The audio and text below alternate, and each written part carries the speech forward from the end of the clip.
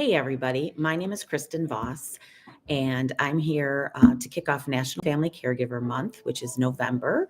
It is 2025, and we are in the lobby of the Nancy Nicholas Hall, which is part of the School of Human Ecology. And I'm in front of the In Care of exhibit about postcards. This is a project I was able to work on with Dr. Kristen Litzelman over the last few months, and it's been really exciting. We're really feeling very privileged to have the chance to use it as a way to bring about awareness on family caregiving and the different experiences people have. But we're also really excited that we are invited to use it as a tool to get people talking about caregiving at the beginning of November. I'm going to walk you through the exhibit in a minute, but I just want to explain a little bit about the background of it. Kristen and I met as people who were both in the space of family caregiving here in Wisconsin. We're part of the Wisconsin Family and Caregiver Support Alliance. You'll hear me talk more about that throughout the next few weeks. And in this relationship, we met in a Starbucks and we got talking about what each of us was doing. Kristen is a researcher who studies family caregiving, and I am a family caregiver to an adult daughter who has autism, epilepsy, and an intellectual disability.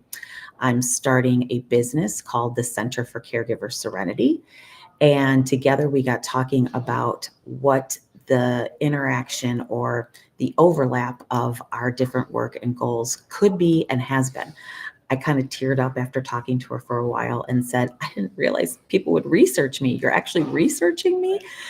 Why? How? And she's like, yeah, people are researching you and other family caregivers, and they have been for a very long time. So that felt really validating. And then for her, she was talking about how it was a opportunity to get a chance to see her research come to life and be able to be out in the community and making a difference with folks. So we're quite the pair in Starbucks. And so from there, what happened is this project came to be.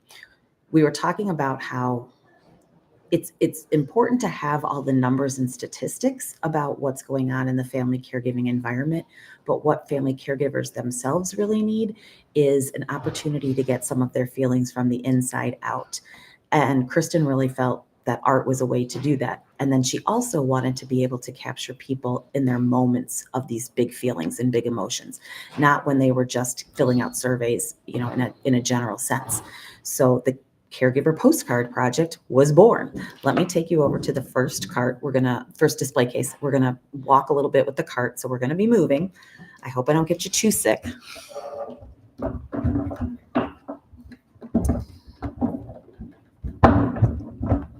This first case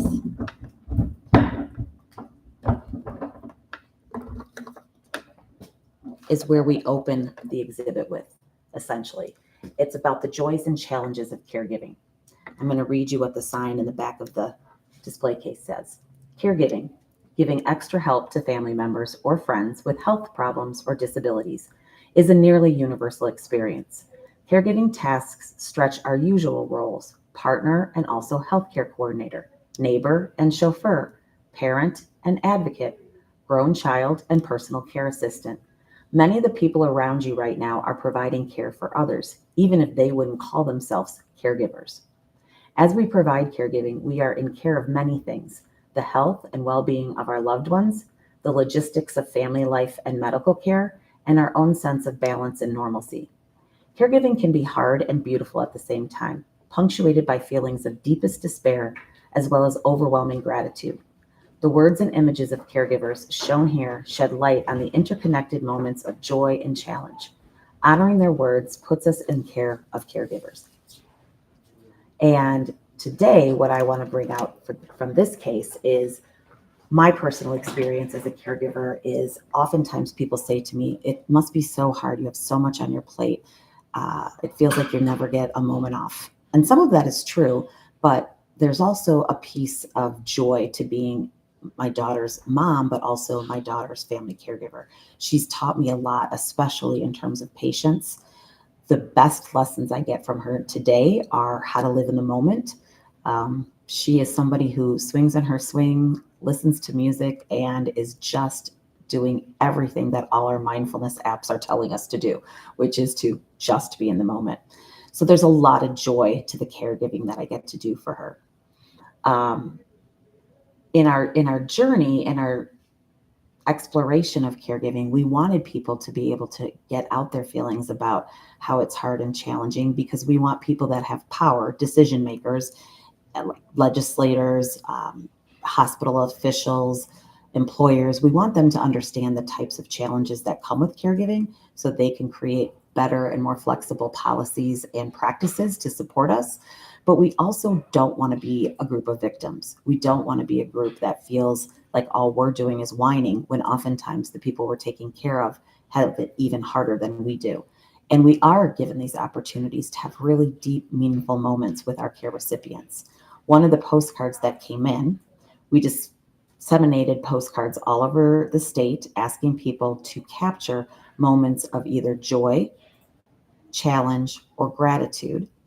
This is the front side of the postcard, and on the back is where they were able to put that moment. They could either write a phrase, a poem, draw us something.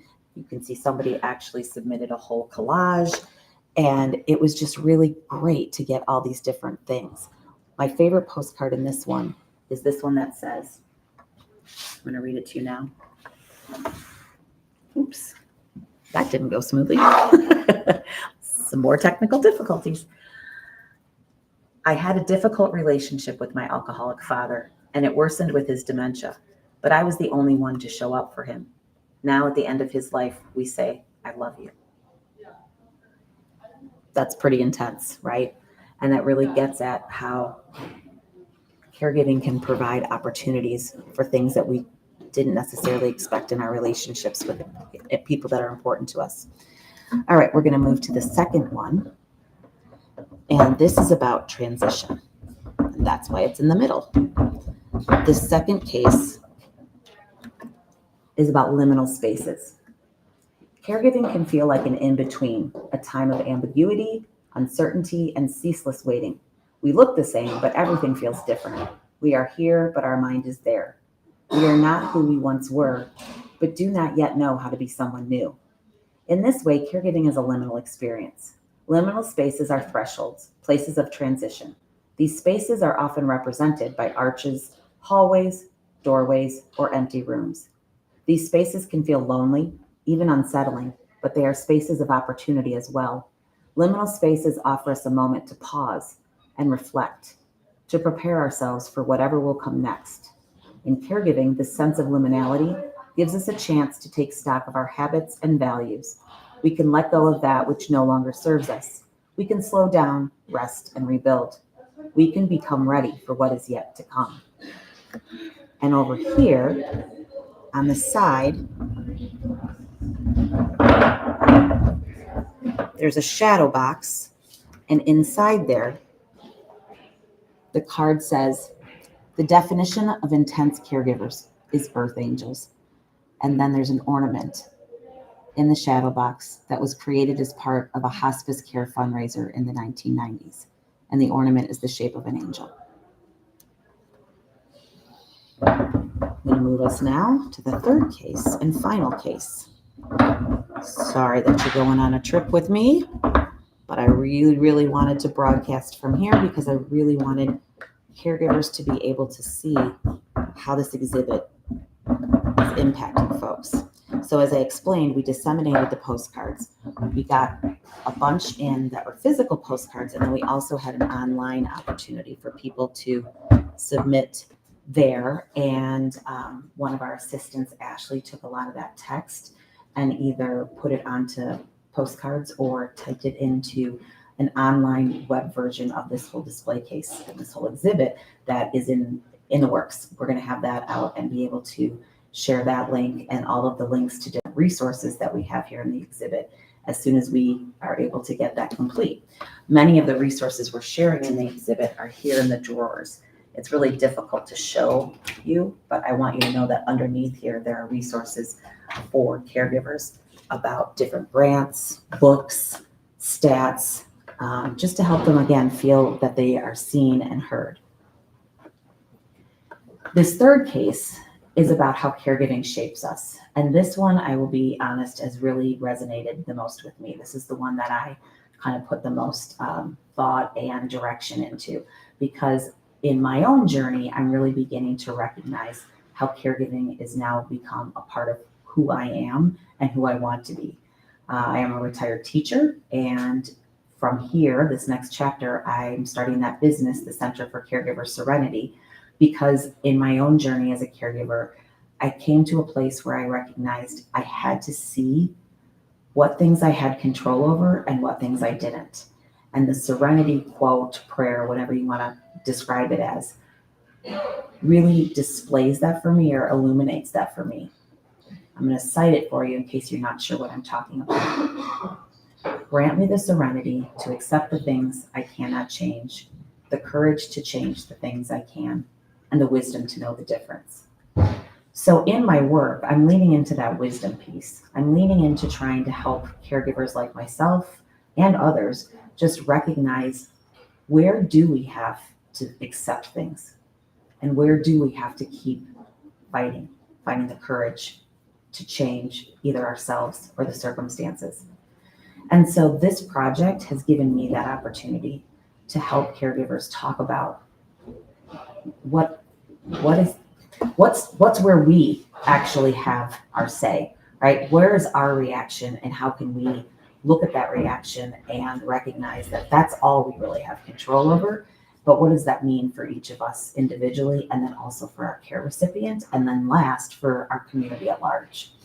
So this is where, in caregiving shaping us, we came up with the analogy or the metaphor of water. And that's because a lot of my personal revelations were when I was on a respite trip to the Oregon coast, and I was playing in the waves and really became kind of in one with the universe, God, nature, gravity, whatever we want to call that higher power, that being. And that's when I recognized that, yeah, it really is about acceptance, and it really is about control, and it really is about wisdom, in order to get to that place of serenity as much as I can, as often as I can, knowing that it's a fleeting place. So let me read this last case to you, and then I'm going to talk about one last topic. Caregiving shapes us. Caregiving shapes us like water shapes land. It wears away part of our being, leaving behind deep scars as well as beautiful landscapes. We don't always know how we are being shaped by caregiving until we look back on our experiences and take stock of what we've lost, what we have gained, and how we have changed. Our interior landscape is the part of us that only we know. It is the voice in our mind. It is the place we sit when we are quiet and alone with our thoughts. It is the sense of self. It is the source for strength, receptacle of our doubts, and the locale for all that is us. When we are mapping our interior landscapes, we are in care of ourselves. So self-care is an important part of being a caregiver, and that is one of the things I'm going to talk about here for our National Family Caregiver Month themes. And I just want to point out that when we are talking about self-care, it can be something as simple and light as taking a bubble bath, drinking a glass of wine, making a fresh cup of tea, and just taking a few moments for ourselves. But it can also be some of these deeper practices of really looking at, what are we saying to ourselves? What are we saying to our care recipient? And how are we seeing and framing our experience? Not just as a person on this planet, but specifically as a caregiver. Everyone has their own ways of getting through challenging times. As caregivers, we all have our own ways of taking care of ourselves. Some of us knit to keep our hands busy in the waiting room at the clinic. Some of us take up meditation or qigong, I don't know how to pronounce that, sorry, to soothe our nervous systems. Some of us have coffee with friends or practice self-compassion, treating ourselves the way we would treat our care recipient or best friend. Reflecting on our own constellations of self-care, the self-soothing and emotional hygiene strategies that work best for us, can give us the tools we need to manage these big emotions as they flow in and out of our own interior landscape. I'm going to read 2 postcards from here. On the left, we're trying to get at how there's a lot of big emotions that lead to that need for self-care, self-compassion, and exploration of our interior landscape. This one up here describes guilt of putting my husband in an assisted living facility. Did I do the right thing? But knowing I did, I have other family members that depend on me. Guilt is one of the emotions we feel a lot and that we have to manage. And again, that's part of where the idea that what we have control over and what we have to accept can really come into play. And then the final postcard I want to read to you today. This has helped me. No act done out of love or concern is lost. It may not be appreciated at the time or ever, but it is not lost. Let me read that again. This has helped me. No act done out of love or concern is lost. It may not be appreciated at the time or ever, but it is not lost.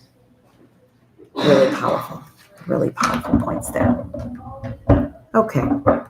The last part of our segment today, I want to talk about a statewide survey that was done last year, and it was asking caregivers essentially about their unmet needs. And so with the Wisconsin Family and Caregiver Support Alliance, we've identified the top 4 unmet needs of family caregivers. And in November, we're going to focus each week on one of those unmet needs. This week, we're focusing on free time. Family caregivers don't get much free time. But I want to think about for a moment, what does free time mean? For many of us, it means time to go do our hobby, time to go play a sport.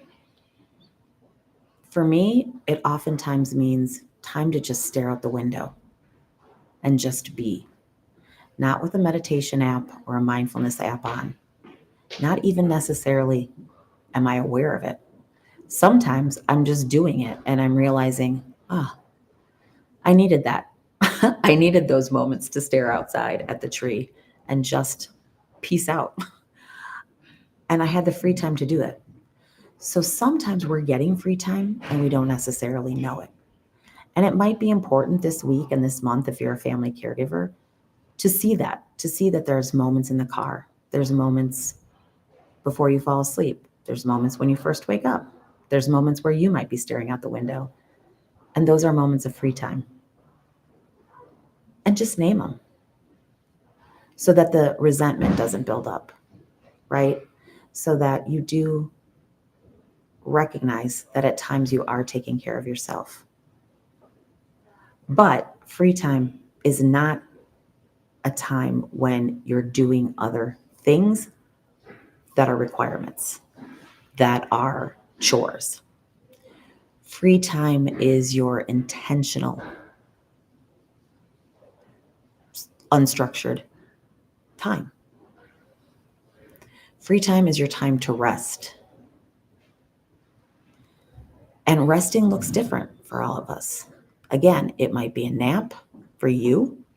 It might be hanging out with a group of friends and just watching TV. I think for many of us, we turn to our phones and the TV as a place to get rest and to disconnect. And that's okay. I want you to feel like you can still do that, but I also want to make sure that when you're doing it in a manner that is restful and that isn't doom scrolling or creating more stress for you. So this week, I'm going to invite you to think about free time, to think about rest, to name it when you see it so that you can appreciate it. And if you can't name it and you can't see it and you don't feel like you're getting enough of it, then it's time to get you some free time.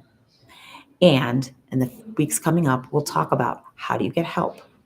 How do you get paid respite? And what do you do with your social time? So to end this off today, I hope that you all have a very restful first week to November, National Family Caregiver Month. Thanks for joining me here at the Nancy Nicholas Hall and our exhibit of In Care Of, postcard-sized portrayals of caregiving in Wisconsin. Take care.